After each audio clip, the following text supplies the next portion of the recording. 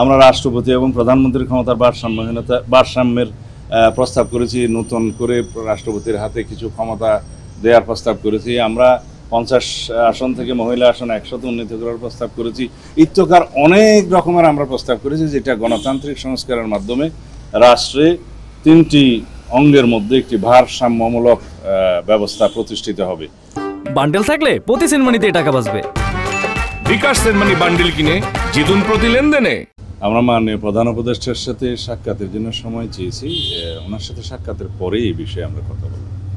এখন অন্যান্য বিষয় থাকলেও যে আপনার সাক্ষাতের পরে হয়তো একটা যদি তারা কথা শোনেন বা তারা যদি দাবি মেনে নেন, একটা কার্যকরী উদ্যোগ নেন, তাহলে তো ভালো, না হলে হয়তো আপনার চাপ প্রয়োগ করবে। সাক্ষাতের পরে কথা বলি, এখন ওই বিষয়ে কথা বলা বেশি ঠিক হবে। সম্ভবত স্থায়ী কমিটির বৈঠক হয়েছে আপনাদের, সেই বিষয়টা জানতে চাচ্ছিলাম কি সিদ্ধান্ত হলো?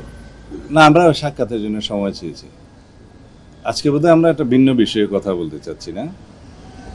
রাষ্ট্রের মূলনীতি এবং সংবিধানের যে মূলনীতি, এটি আসলে পরিবর্তন নিয়ে আমরা দেখেছিলাম ঐক্যমত্য কমিশনের কাছ থেকে একটা স্প্রেডশিট আপনাদের কাছে এসেছিল এবং আপনারা সম্ভবত এটার সাথে একমত হবে, বিষয়টি একটু জানতে হবে। হ্যাঁ, ধন্যবাদ। আমরাও কালকে পরশু খেয়াল করছি বিভিন্ন মিডিয়াতে এবং কয়েকটা পত্রিকায় আর সামাজিক মাধ্যমে এই বিষয়ে যথেষ্ট লেখালেখি হচ্ছে যে বিএনপি কি ধর্মনিরপেক্ষতায় ফেরত গেল। এখানে মিস ইন্টারপ্রিট করা হয়েছে। যেটা স্প্রেডশিট আমাদেরকে দেয়া হয়েছিল জাতীয় ঐক্যমত্য কমিশন থেকে সংবিধান সংস্কার কমিশনের রিপোর্টের ভিত্তিতে, এটা আসলে একটা অপূর্ণাঙ্গ বিষয়। কারণ আমরা বিস্তারিত রিপোর্ট জমা দেব বলেছি, সেটা জমা দিয়েছি আমরা বিস্তারিত রিপোর্ট, যেটা সংবিধান সংস্কার কমিশনের প্রতিবেদন, যেটা 45 পৃষ্ঠা থেকে 72 পৃষ্ঠা পর্যন্ত প্রায় 105টা সুপারিশ আছে। সেই 105টা সুপারিশের প্রত্যেকটি আমরা অ্যাড্রেস করে বিস্তারিত প্রতিবেদন দিয়েছি। কিন্তু স্প্রেডশিটে যেভাবে হ্যাঁ না জবাব দিতে বলা হয়েছে, এটা বিভ্রান্তির সৃষ্টি করেছে, সেটা আমরা সেদিনে উল্লেখ করেছি।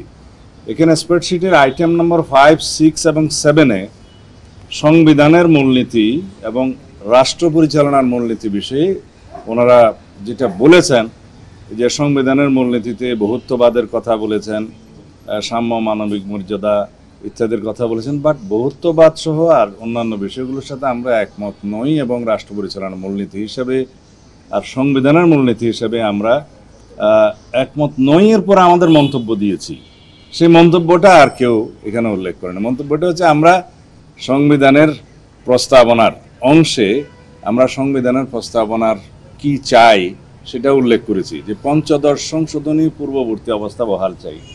প্রশ্ন আসতে পারে পঞ্চদশ সংশোধনী পূর্ববর্তী অর্থাৎ ত্রয়োদশ চতুর্দশ সংশোধনীতে যা ছিল, মূলত এটা পঞ্চম সংশোধনীতে রাষ্ট্রপতি শহীদ জিয়াউর রহমানের সময়ে পঞ্চম সংশোধনে যেটা গৃহীত হয়, সেটা বাকশালকে রিপিল করে, বাকশালকে বিলুপ করে গণতন্ত্রের যাত্রা, যেটা দিয়ে বহুদলীয় গণতন্ত্রের যাত্রা শুরু হয়, সেই সংবিধানের প্রস্তাবনাকে আমরা অ্যাপ্রুভ করি, সেটাই আমরা বহাল চেয়েছি।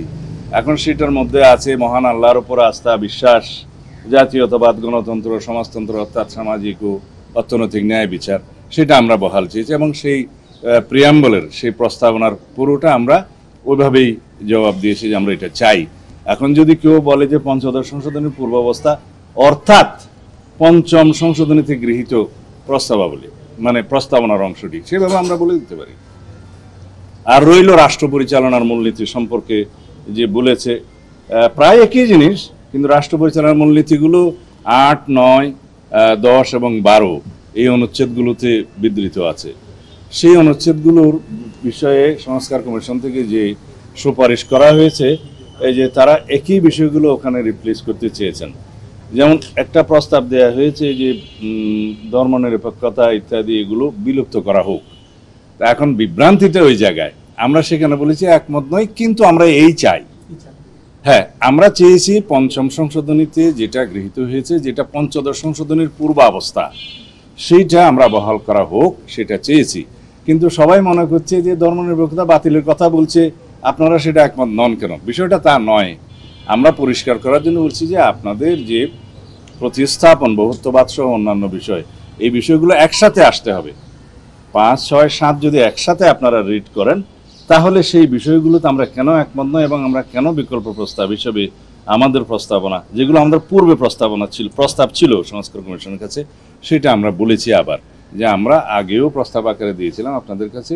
এখনও এর জবাব আমরা বলতে চাই যে আমরা রাষ্ট্র পরিচালনার মূলনীতির অংশটি পঞ্চম সংশোধনী অর্থাৎ পঞ্চদশ সংশোধনীর পূর্বের অবস্থাকে বহাল চাই, অর্থাৎ জাতীয়তাবাদ, গণতন্ত্র, সমাজতন্ত্র অর্থাৎ অর্থনৈতিক ও সামাজিক ন্যায় বিচার, মহান আল্লাহর উপরে আস্থা ও বিশ্বাস, এই বিষয়গুলো রাষ্ট্র পরিচালনার মূলনীতি হিসেবে গণ্য হবে, যেটা পঞ্চম সংশোধনীতে গৃহীত হয়েছিল বাকশালের বিলুপ্তির পরে।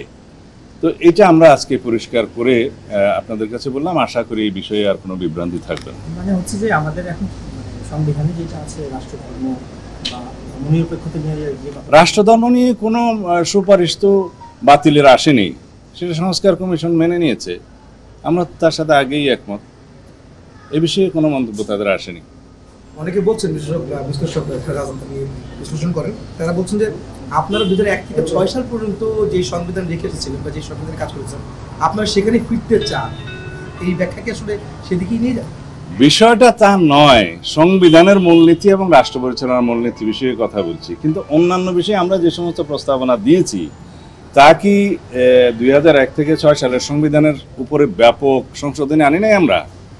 আমরা উপরাষ্ট্রপতির প্রস্তাব করেছি, ডেপুটি প্রাইম মিনিস্টারের প্রচলন করেছি, উভয় কক্ষে ডেপুটি স্পিকারের বিরোধী দল থেকে নিয়ে আসার প্রস্তাব করেছি, আমরা দ্বিকক্ষ বিশিষ্ট পার্লামেন্টের প্রস্তাব করেছি, আমরা রাষ্ট্রপতি এবং প্রধানমন্ত্রীর ক্ষমতার ভারসাম্যের প্রস্তাব করেছি, নতুন করে রাষ্ট্রপতির হাতে কিছু ক্ষমতা দেওয়ার প্রস্তাব করেছি, আমরা 50 আসন থেকে মহিলা আসন 100 উন্নীত করার প্রস্তাব করেছি।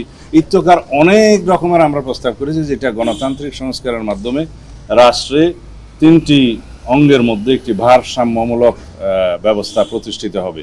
এটা বলা হয় অনেকগুলো মামলা দিয়ে, যেমন জাস্টিস খায়রুল হক সাহেব যে 5th অ্যামেন্ডমেন্ট বাতিল করেছেন, সেই 5th অ্যামেন্ডমেন্টের বিষয়টা হচ্ছে যে সুপ্রিম কোর্টের কোনো প্রেসিডেন্টের মাধ্যমে নতুন ল ক্রিয়েট করা যায়, cannot abrogate the existing provisions লেজিসলেশনস, সেটা যতক্ষণ পর্যন্ত পার্লামেন্টে আবার গৃহীত না হবে। যেমন ত্রয়োদশ সংশোধনী বাতিলের রায়, যেটা ইনজাস্টিস খায়রুল হক সাহেব দিয়েছিলেন, যেটা এখন চ্যালেঞ্জটা এখনো রিভিউতে আছে, সেইটার ভার্ডিক্ট পাশ হওয়ার আগেই এটা গত ফ্যাসিস্ট সরকার 2011 সালের সম্ভবত জুনে এটা পঞ্চদশ সংশোধনী তারা পাশ করে, সেটাকে আমরা বলি যে এটা আনকনস্টিটিউশনাল।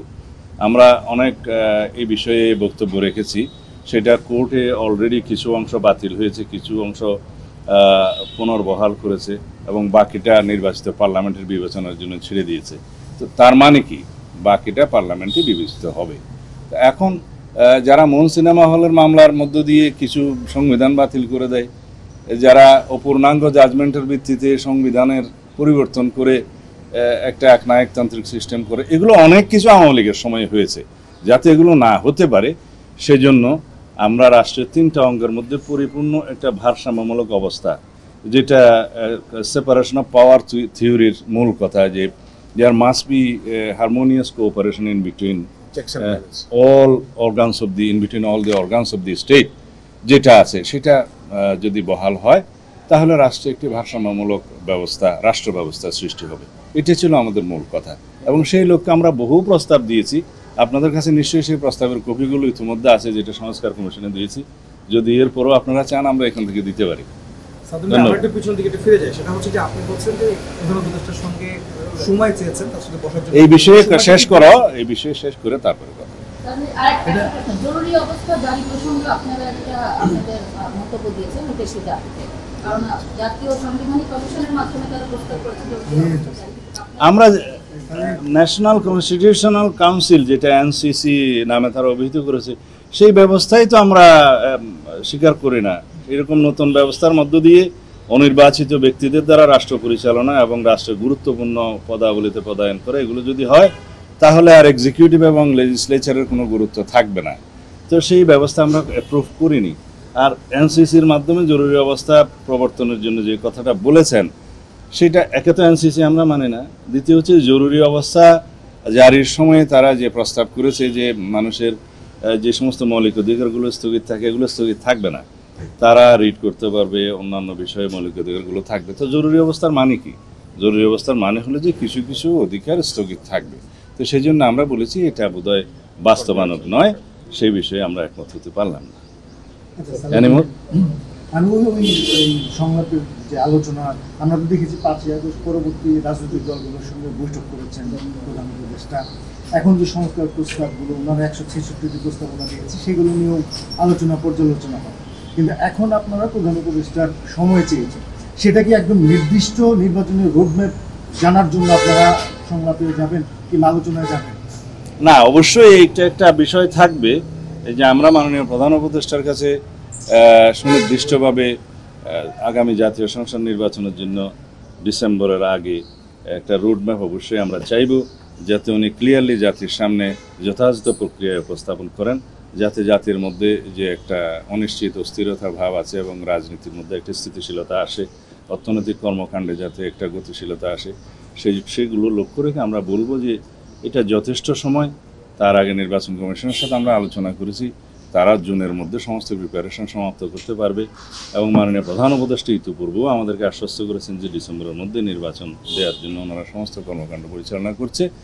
যেহেতু বিভিন্ন বিষয়ে বিভিন্ন পক্ষের বক্তব্যে একটা ধোঁয়াশা সৃষ্টি হয়েছে, সেটা পরিষ্কার করার জন্য আমরা ওনার কাছে আহ্বান জানাবো। সালাউদ্দিন ভাই, সেটা একটা প্রশ্ন করি, সেটা হচ্ছে যে আমাদের প্রধান উপদেষ্টা এবং নরেন্দ্র মোদী সাহেবের বৈঠক বিমসটেক সম্মেলনে আমরা কোথায় ছিলাম, আবার তুমি আন্তর্জাতিকে যাচ্ছ? লাগে তো বিষয়টা আলোচনা আপনার সাথে একটা টপিকে করা হয় না? ওই আলোচনার সূত্র ধরে সেই আলোচনার মধ্যে আমাদের প্রকৃত স্বৈরাচার শেখ হাসিনাকে ফেরত দেওয়ার প্রসঙ্গ নিয়ে এসছে, বিচারের প্রসঙ্গ নিয়ে এসছে, এবং এই বিষয়টাকে আপনারা আসলে এ বিষয়ে আমাদের প্রতিক্রিয়া তো মানে মহাসচিব আগেই দিয়েছেন, আমরাও কথা বলেছি, এটা অনেক পুরাতন। দলের পক্ষে প্রতিক্রিয়া তো দেওয়া হয়েছে আগে। আমরা ওনার ভিজিটকে স্বাগত জানিয়েছি। উনি যে সমস্ত প্রসঙ্গে কথা বলেছেন ভারতের মাননীয় প্রধানমন্ত্রীর সাথে, সেগুলো যথাযথ বলে আমরা মনে করি। এগুলো মানুষের, বাংলাদেশের মানুষের প্রাণের দাবি, এ সমস্ত বিষয়ে আলোচিত হয়েছে। সুতরাং আমরা বলেছি যে তার আলোচনাটা জাতি গ্রহণ করেছে, আমরা সেটাকে সাধুবাদ জানিয়েছি।